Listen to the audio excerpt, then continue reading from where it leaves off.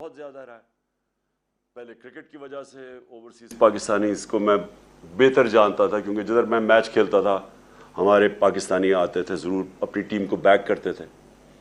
اور اس کے بعد شوکت خانم کینسر ہاسپٹل بننا ہی نہیں تھا اگر آپ اوورسیز پاکستانیز میری مدد نہ کرتے.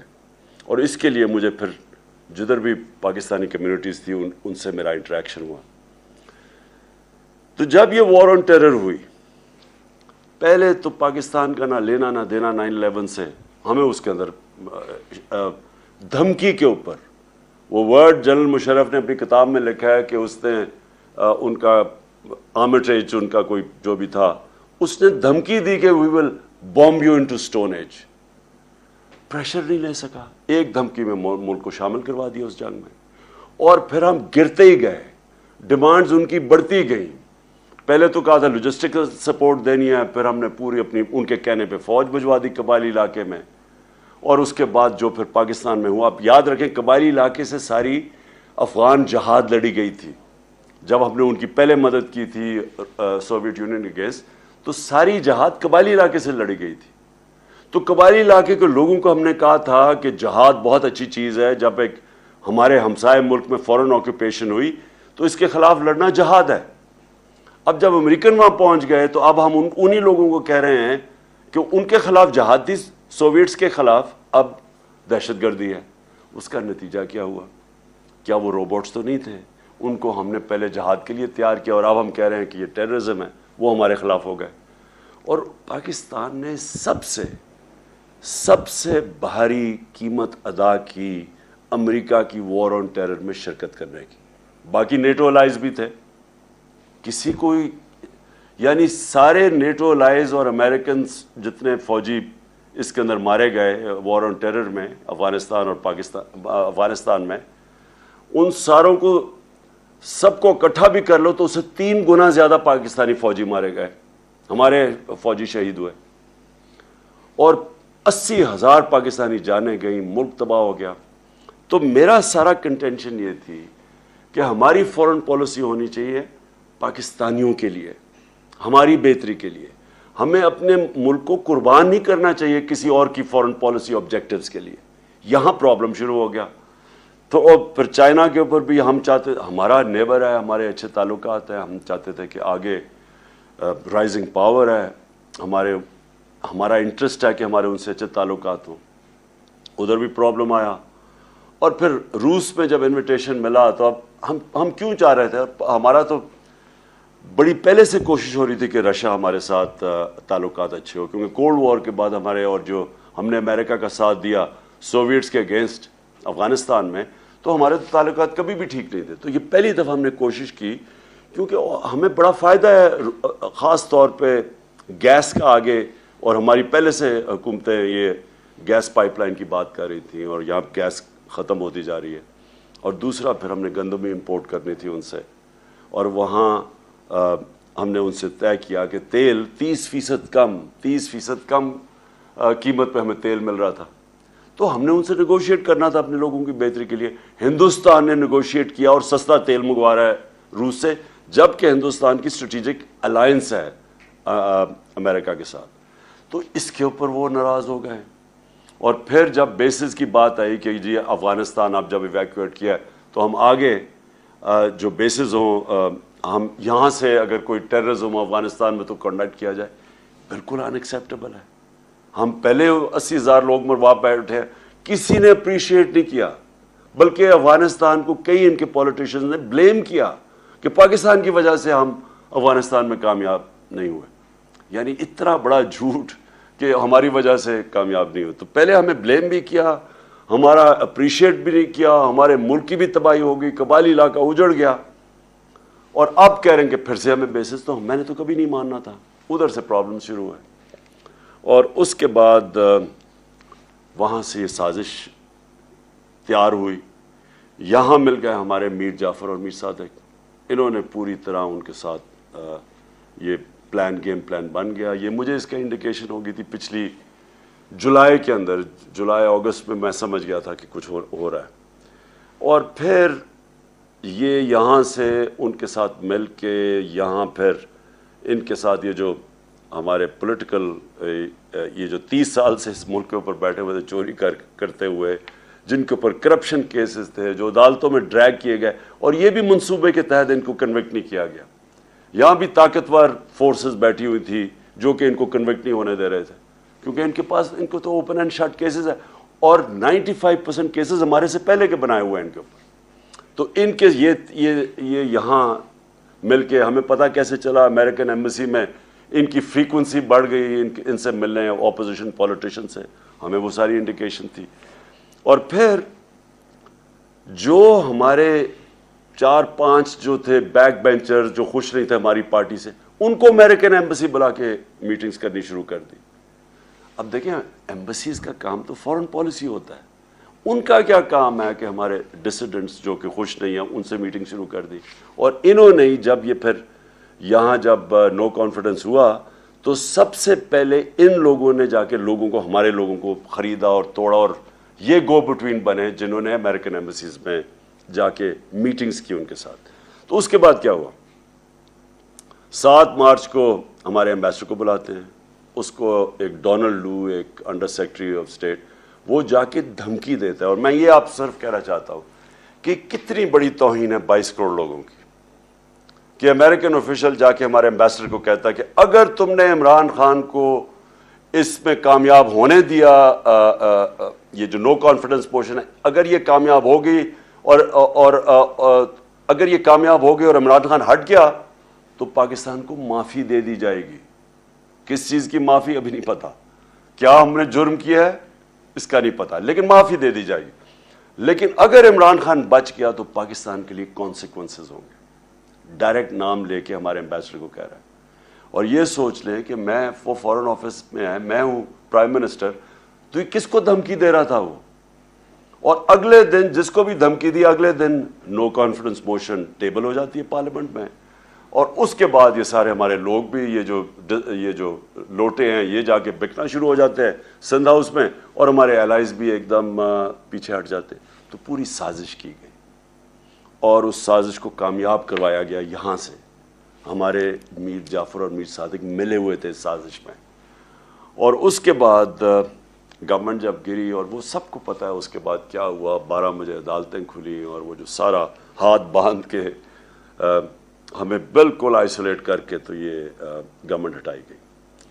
لیکن جو اصل سازش، اس سے بھی بڑی سازش ہے، وہ یہ ہے کہ چلیں اگر ہٹائی دینا تھا گورنمنٹ کو تو چلیں کوئی ایسے لوگ لے آتے جن میں شاید کوئی اہلیت ہمارے سے زیادہ اہلیت ہوتی، کوئی ان کے پاس کوئی گیم پلان ہوتا. پاکستان کا کرپٹ ترین مافیا کو ہمارے ملک کے اوپر مسلط کر دیا. شہباز شریف کے اوپر اور ان کی فیملی پہ 40 ارب روپے کے انڈر ٹرائل کیسز ہیں، انکوائری سٹیج پہ کیسز ہیں، اور نواز شریف اور اس کی بیٹی کنوکٹ ہو چکے ہیں. اس خاندان کو اوپر لا کے ملک پہ بٹھانا، باپ جو ہے شہباز شریف وہ بھی ضمانت پہ، بیٹا جو اس کا ہے حمزہ شریف جو ہر چھوٹے چھوٹے پیسے پکڑتا تھا، جو ان کے اوپر اوپن اینڈ شٹ کیس ہے. 16 ارب کا جو ایف آئی اے کا کیس ہے وہ اتنا سیدھا کیس ہے کہ نوکروں کے نام پہ پیسے لیے انہوں نے اور اس کے بعد فیملی ممبرز میں ڈسٹریبیوٹ ہو گئے. نیب کے اندر کیس، ٹی ٹی کا کیس کیا ہے کہ یہاں سے پیسے پکڑتے تھے، اس کے بعد ہنڈی حوالے سے ملک سے باہر بھجواتے تھے، اور پھر فیک نام کے اوپر ریمیٹنسز دکھا کے پاکستان میں پیسہ لے کے آتے تھے. تو یہ کیسز جن کے پڑے ہوں، اور آپ یورپ میں اور انگلینڈ میں جو دیکھ رہے ہیں، مجھے آپ بتائیں کہ کسی بھی الیکشن میں اجازت دی جائے گی اس طرح کے لوگوں کو الیکشن لڑنے کی؟ تو ہمارے ملک میں، اپنے ملک میں ان کے کیا مورالٹی ہے اور ایکسپیکٹیشنز ہیں پبلک ریپرزینٹیٹیو سے. ہمارے ملک میں پرائم منسٹر مسلط کر دیا ایک کرپٹ ترین آدمی، اور اس کے ساتھ سارا ایک کرپٹ ترین ٹولہ جو انٹیریئر منسٹر ہے. امیجن کرو جس کے نیچے انٹیریئر منسٹری ہے، ان کا اپنا وزیر نون لیگ کا کہتا ہے اس نے 18 قتل کیے ہوئے. ان لوگوں کو ہمارے اوپر بٹھایا. میں سمجھتا ہوں کہ یہ اس سے بھی بڑی سازش ہے. آپ نے اگر ملک کو تباہ کرنا ہے تو چوروں کو ملک کے اوپر بٹھا دیں. آپ نے ایک فیکٹری کو تباہ کرنا ہے تو ایک کرپٹ آدمی کو فیکٹری کا مینیجر بنا دیں، فیکٹری بند ہو جائے گی آپ کی. تو ملک جس کے 22 کروڑ کا ملک، اس کے اوپر ان لوگوں کو بٹھانا، میں سمجھتا ہوں کہ صرف یہی نہیں کہ ہمارے خلاف سازش ہے ملک کی فیوچر کے لیے، بٹ یہ توہین بھی ہے ہماری. اور اس لیے مجھے بڑی خوشی ہوئی کہ جس طرح آپ سب نے نکل کے پروٹیسٹ کیا اور بتایا یہ ان ایکسیپٹیبل ہے. میں اس لیے آپ کو خاص طور پہ آج خراج تحسین پیش کرتا ہوں. میں اوورسیز پاکستانیز کو اس لیے ویلیو کرتا ہوں کیونکہ میں اتنی دیر اوورسیز پاکستانی رہا ہوں. میں اپنے 18-20 سال کرکٹ کھیلتا تھا تو باہر ہی ہوتا تھا پاکستان کے، اور میری انٹریکشن، اور میں اپنے ایک یعنی میں پاکستانی بھی تھا اور اوورسیز پاکستانی بھی تھا. دیکھیں جو اوورسیز پاکستانی ہیں نا، ان کے اندر دو بڑی امپورٹنٹ کوالٹیز ہیں. ایک اسپیشلی یورپ اور انگلینڈ کے اندر آپ نے ڈیموکریٹک سسٹمز کو فنکشن ہوتے دیکھا، آپ نے اداروں کو چلتے دیکھا. آپ سب سے زیادہ سمجھتے ہیں کہ یہ جو پاکستان میں ہوا ہے اس سے زیادہ ظلم کسی قوم سے نہیں ہو سکتا کہ پہلے سازش کر کے ایک الیکٹڈ گورنمنٹ گراؤ، اور اچھا وہ گورنمنٹ گراؤ جس نے پاکستان جب سنبھالا تھا تو بینکرپٹ تھا، سب سے بڑا بیرونی خسارہ تھا پاکستان کا، جس کو کرنٹ اکاؤنٹ ڈیفیسٹ کہتے ہیں. کبھی پاکستان کی تاریخ میں اتنا بڑا بیرونی خسارہ نہیں ملا تھا. اور اس ملک کو جو بینکرپٹ ملک تھا، جدھر ہمارے پاس ڈالرز ہی نہیں تھے، اور یعنی میرے لیے اتنا وہ شرمندگی کا وقت تھا کہ مجھے جا کے باہر کے ملکوں سے پیسے مانگنے پڑے کیونکہ ہم بالکل بینکرپٹ تھے. ہاتھ پھیلانے پڑے اور شرم آتی تھی کہ لوگوں سے ہم پیسے مانگ رہے ہیں کیونکہ ہمارے پاس تو ریزروز ہی ختم ہو گیا تھا. ہمارے پاس تو دو ہفتے کی امپورٹس کے لیے پیسہ ہی نہیں تھا، ہم ڈیفالٹ کرتے جا رہے تھے. تو وہ ملک ہمیں جب ملا، اور مجھے بڑا فخر ہے کہ اس کے باوجود کہ ہمارے دوسرے سال پہ کرونا نے ہٹ کیا پاکستان کو، کرونا وائرس نے، اور آپ کو سب کو پتہ ہے انگلینڈ میں، یورپ میں کیا اس کا امپیکٹ پڑا ہے. آپ یہ سمجھیں کہ یہ ہمیں باتیں کرتے ہیں اہلیت کی، کہ پاکستان وہ ملک تھا جس دنیا میں ریکگنائز ہوتا ہے کہ سب سے بہترین طریقے سے ہم نے کرونا کو مینیج کیا. ہم نے اپنی اکانومی بچائی، اپنے غریب لوگ بچائے، اور پھر لوگوں کو کرونا سے بچایا. آپ یہ سوچیں کہ ہمارے ٹوٹل 31,000 لوگ بدقسمتی سے جو کرونا کے اندر گئے. ہندوستان میں جو لیٹسٹ ان کی اب جو فگرز، ریوائز فگرز آ رہی ہیں، 50 لاکھ سے اوپر لوگ ان کے مرے. 50 لاکھ سے اوپر، 50 لاکھ سے کوئی یعنی 55 لاکھ تک ان کے لوگ مرے، جو لیٹسٹ فگرز ابھی آ رہی ہیں. اسی دور، اور ان کی اکانومی 7% گرو کر رہی تھی، -7 پہ چلی گئی. ہماری اکانومی تھی 0.2% پہ، اور ہم نے جس طرح کرونا ہینڈل کیا، ہماری تیسرے سال میں 5.6% گروتھ ریٹ تھی جو IMF نے لے کے آئے. تو 0.2 سے اوپر اکانومی بھی بچی. ہم نے اپنی انڈسٹری کو بوسٹ دیا.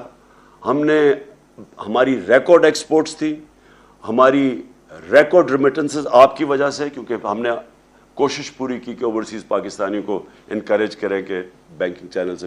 31 ارب ڈالر کی پاکستان میں ریمیٹنسز آئیں جو ریکارڈ ہے.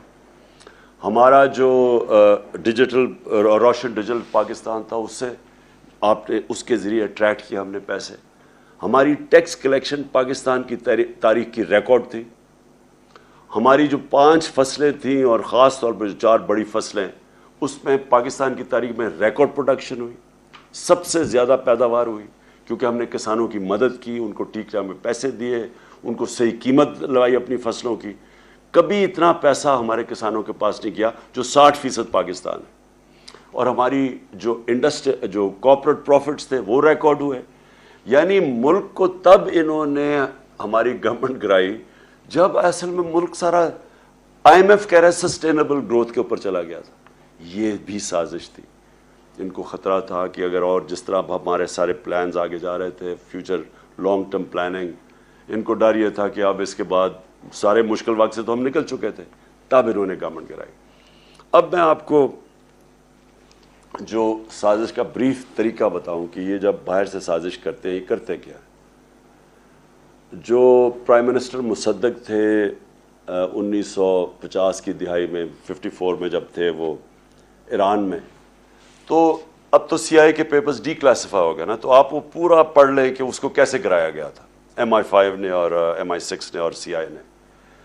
طریقہ کیا تھا اور اس کا کیا مسئلہ تھا کہ وہ چاہتا تھا کہ ایران کے تیل سے ایرانیوں کو فائدہ ہو. وہ ان کی جو برطانیہ کے اور امریکنوں کی کمپنیاں تھیں وہ زیادہ پیسے وہ لے کے جا رہی تھی, وہ چاہتا تھا ایران کو فائدہ ہو. اس کی وجہ سے انہوں نے اس کی گورنمنٹ گرائی. اور کیسے گرائی؟ سب سے پہلے میڈیا پہ پیسہ خرچ کیا, اس کو برا بھلا اس کے خلاف کیمپین کی گئی. میں آج پوچھتا ہوں میڈیا سے, اپنے میڈیا سے, ذرا آپ بھی پوچھا کریں کہ کدھر گئی مہنگائی. اب تو مہنگائی ہمارے دور سے اب تو ریکارڈ مہنگائی پہنچ گئی ہے. بجلی کی قیمتیں بڑھا دی ہیں انہوں نے, گھی ریکارڈ قیمت پہ, ہر چیز کی قیمت بڑھ گئی ہے. اب کیوں نہیں مائک پکڑ کے لوگوں کے پاس جا رہے جی کہ بتائیں جی کیا حالات ہیں اپنے؟ اب کیوں نہیں پوچھتے؟ ہمارے تھوڑا سا اتنا سا قیمت بڑھتی تھی, جا کے مائک پکڑ کے لوگوں سے کہتے تھے جی دیکھیں گورنمنٹ نے تباہ کر دیا, کدھر ہے نیا پاکستان. پیسہ چلا تھا اس کے اوپر, یہ پیسہ چلایا تھا ہماری گورنمنٹ کو ڈیگریڈ کرنے کے لیے. اور بالکل یہ مصدق سے انہوں نے کیا. پھر انہوں نے پیسہ چلایا اس کی اپنی پولیٹیکل پارٹی کے پولیٹیشنز پہ, جو ہمارے پہ پیسہ پہ, یہ سندھ ہاؤس میں جو نیلام گھر بنا ہوا تھا, پیسہ چلا تھا ان کے اوپر. پھر انہوں نے ڈیمونسٹریشنز کروائیں جو اپوزیشن پارٹیز تھی. یہ سارا جب مصدق کو گرایا تھا, آخر میں جب مداخلت ہونے سے پہلے یہ سب کچھ کیا تھا. انہوں نے بھی لانگ مارچ, کبھی فضل الرحمان آ رہا ہے لانگ مارچ, کبھی وہ بلاول آ رہا ہے سندھ سے لے کر لوگوں کو, وہ ساری فیل ہو گئی کیونکہ لوگ ان کے ساتھ ہی نہیں تھے. آخر میں انہوں نے ہمارے پاس یہ جو کیا. اور میں جو آپ سے اوورسیز پاکستانیز آپ سے جو میں نے امید لگائی ہے وہ یہ کہ آپ نے اپنے پولیٹیشنز کو, کیونکہ اگر کسی کو بھی وہاں انہوں نے پتہ نہیں چلنے چاہیے پاکستان کی جو نیوز ہے, باہر نکلنے نہیں دی کہ یہ ہوا کیا پاکستان سے. وہاں باہر بتایا جی عمران خان بڑا انپاپولر ہو گیا تھا لیکن جی اس کو گرا دیا. انہوں نے کوئی یہ نہیں بتا رہا کہ ہمارے پاس وہ جو میں نے اس کو ڈی کلاسیفائی کر کے وہ جو ڈاکیومنٹ ہے جو سائبر ہے, جو مراسلہ ہے, جو ہمارے ایمبیسڈر نے بھیجا, جو 2 دفعہ نیشنل سیکیورٹی کونسل کے سامنے پریزنٹ ہوا, جس کے اندر واضح یہ ساری چیزیں ایمبیسڈر نے خود کنفرم کیا کہ کس طرح کی دھمکی دی گئی تھی. اور پتہ تھا ان کو کہ نو کانفیڈنس موشن آ رہی ہے, اور ان کو اور اس کے اوپر دھمکی دے کے اس کو کامیاب کرنا ہے. تو اب تو کلیئر ہو گیا سب کچھ.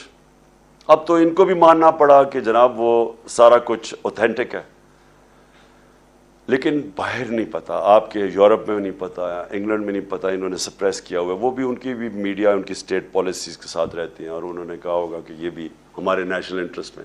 لیکن آپ کو کم از کم یہ پوچھنا چاہیے اپنے پولیٹیشین سے, لوگوں کو لکھنا چاہیے, لیٹر لکھنا چاہیے کہ یہ جو ہوا ہے یہ کیا یہ آپ الاؤ کریں گے اپنے ملک میں؟ کیا ہندوستان میں آپ کریں گے؟ یہ ایک 22 کروڑ لوگوں کے ملک میں یہ جو انہوں نے کیا ہے, کم از کم آپ کو letter to the editors campaign, اب تو سوشل میڈیا کیمپین آپ کر سکتے ہیں. آپ پلیز اس کے اندر ضرور شرکت کریں کیونکہ وہاں آپ کی آواز اثر کرتی ہے, لوگوں کو افیکٹ کرتی ہے. لوگوں کو پتہ ہے جب ایک آپ پوری کیمپین چلاتے ہیں, اور میں کہہ رہا ہوں سوشل میڈیا پہ کیمپین چلائے, لیکن آواز ضرور اپارٹ فرام پروٹیسٹ جو آپ نے کیے یہ ضرور کریں. دوسری چیز ہم نے تو یہ ایکسیپٹ کبھی نہیں کرنا. میں نے ابھی جلسے کر رہا ہوں لیکن میں انشاءاللہ 20 تاریخ کے بعد کال دوں گا اسلام آباد کی, اور میں یہ میری 26 سال کی پبلک ڈیلنگ کے اندر یہ میرا تجربہ ہے کہ کبھی پاکستان کی تاریخ میں اتنی بڑی پبلک نہیں نکلے گی جو انشاءاللہ اسلام آباد پہنچے گی. اور میں نے کبھی پبلک میں اتنا شعور اور بیداری نہیں دیکھی جو آج پاکستانی قوم میں ہے. میں نے کبھی پاکستانی قوم کو اتنا متحد نہیں دیکھا. صرف میں نے ایک دفعہ 1965 وار میں دیکھا تھا, میں 13-14 سال کا تھا, مجھے ابھی بھی یاد ہے کہ کس طرح ساری قوم اکٹھی ہو گئی تھی. اس کے بعد یہ پہلی دفعہ میں نے دیکھا کہ ساری قوم اکٹھی ہو گئی ہے ایک چیز کے اوپر کہ غلامی نامنظور, امپورٹڈ حکومت نامنظور. یہ ساری پاکستانی قوم میں نعرہ چل پڑا ہے. انہوں نے اتنی بے شرمی کی کہ وہاں ان کو آوازیں لگ گئیں جا کے مدینہ کے اندر, اور ہمارے اوپر کیسز کر دیے, بلاسفمی کیسز کر دیے. سوچے کہ ان کو شرم نہیں آتی کہ اس کے اوپر ہمارا یہاں شب دعا ہو رہی تھی, ہمیں پتہ ہی نہیں ہے کہ یہ پہنچے ہوئے مدینہ, اور اس وقت انہوں نے ہمارے اوپر کیسز کیا اور شیخ رشید کے بھتیجے کو انہوں نے پکڑ کے جیل میں ڈال دیے. یہ ہے وہ حکومت جو لے کے آئے ہیں. کرمنلز کی حکومت ہے. انہوں نے ساری زندگی یہ کی ہے, جھوٹے کیسز, مخالفین کے خلاف ڈرانا دھمکانا, اور جو نہ ڈرے اس کو خرید لاؤ, یا خریدو اور یا پھر. تو انہوں نے وہ جو کیسز کیے, میری ایک کنٹینشن ہے کہ دنیا کے کسی حصے میں جدھر پاکستانی ہے, یہ حکومت کے لوگ چلیں, ان کو 2 نعرے لگیں گے ہر جگہ, غدار اور چور, کہیں بھی یہ چلے جائیں, کیونکہ اس وقت قوم میں کنسنسس ہو چکا ہے اس چیز کا. اور اس لیے میں نے صرف میں لوگوں کو ایک پرامن احتجاج ہوگا ہمارا اسلام آباد میں ہم کبھی نہیں چاہتے کہ کسی قسم کا انتشار ہو, بلکہ ہم فیملیز کو بھی بلا رہے ہیں. ہم چاہ رہے ہیں سب اس میں شرکت کریں اس احتجاج میں, اور صرف لوگوں کے سامنے, قوم کے سامنے, انٹرنیشنل میڈیا کے سامنے, اور یہ جو غدار ہیں ان کے سامنے اور اداروں کے سامنے, پبلک آگے, پبلک کا ان کو پتہ چلے کہ یہ قوم کھڑی کدھر ہے, تاکہ ان کو پبلک کا زور پتہ چلے کہ اس وقت قوم کدھر کھڑی ہے. جو میرا پاکستان کی ساری زندگی کا تجربہ وہ یہ کہ ہماری جو اشرفیہ ہے, ہماری جو رولنگ ایلیٹ ہے, وہ بدقسمتی سے کرپٹ بھی ہے, سافٹ بھی ہے, غلام بھی ہے. وہ سمجھتے ہیں کہ جناب امریکہ کے بغیر ہم گزارا نہیں کر سکتے. ہم نے تو کبھی نہیں کہا کہ امریکہ کے خلاف ہو, ہم نے تو کبھی اینٹی امریکن بات نہیں کی, لیکن ہم نے یہ کہا ہے کہ غلامی نامنظور, ہم دوستی کرنا چاہتے ہیں, غلامی نہیں کرنا چاہتے. اور یہ ساری قوم کی آواز ہے آج, کیونکہ قوم ہماری مضبوط ہے. جب بھی آپ پاکستانی قوم کو ٹیسٹ کریں گے, زلزلہ آیا میں نے خود دیکھا, سارے لوگوں نے شرکت کی.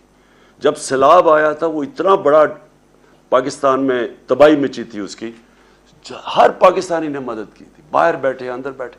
یعنی ہمیں جب آزمایا جاتا ہے قوم کو, قوم کھڑی ہو جاتی ہے. اوپر ہمارے بدقسمتی سے چیری بلاسم بوٹ پالش بیٹھے ہوئے ہیں, جن میں نہ کوئی خودداری ہے, پیسے کی بت کی پوجا کرنے والے ہیں, پیسے ان کے باہر پڑے ہوئے ہیں, چوری کر کے پیسہ باہر. آج ان کے جو بھی لنڈن جانتا ہے, سب سے مہنگے علاقے میں شریف خاندان کے گھر ہیں, ایک ایویڈنس نہیں دے سکتے کہ پیسہ کدھر سے آیا. اس لیے بیٹے باہر بھاگ گئے, کیونکہ بیٹوں سے جب پوچھنا تھا کہ بتائیں یہ آپ, ایک بیٹا 9 ارب کے گھر میں رہتا ہے اور دوسرا اربوں روپے کی جو پراپرٹیز ان کی اور جو مے فیئر کی ہے, بتا ہی نہیں سکتے کہ کدھر سے پیسہ ہے, کیونکہ چوری کا پیسہ ہے. آج تک پوچھتے رہے ان سے کہ وہ پینما پیپرز کے انکشاف کے بعد کہ بتائیں مریم کے نام پہ یہ 4 بڑے بڑے محلات ہیں آپ کے مے فیئر میں, پیسہ کدھر سے آیا.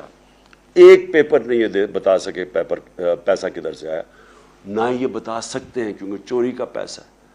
اس لیے یہ جو لوگ باہر بیٹھے ہوئے ہیں, یہ کبھی بھی اس ملک کے لیے سٹینڈ نہیں لے سکتے.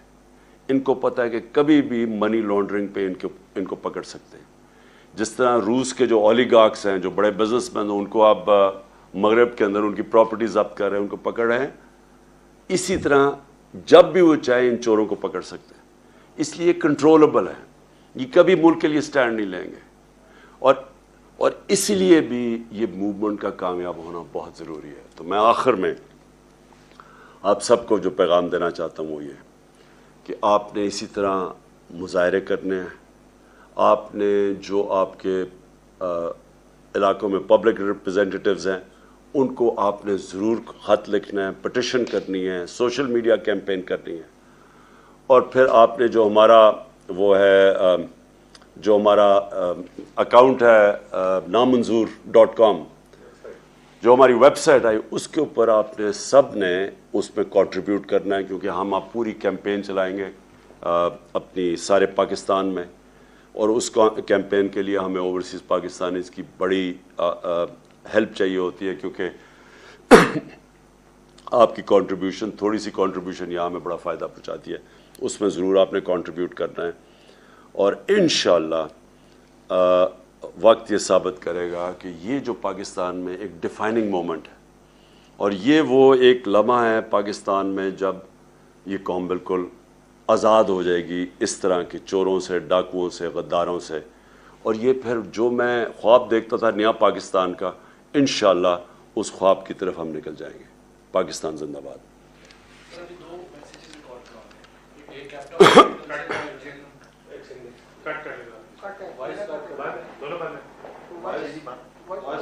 دونوں چیزیں بند کر دیں, بالکل بند.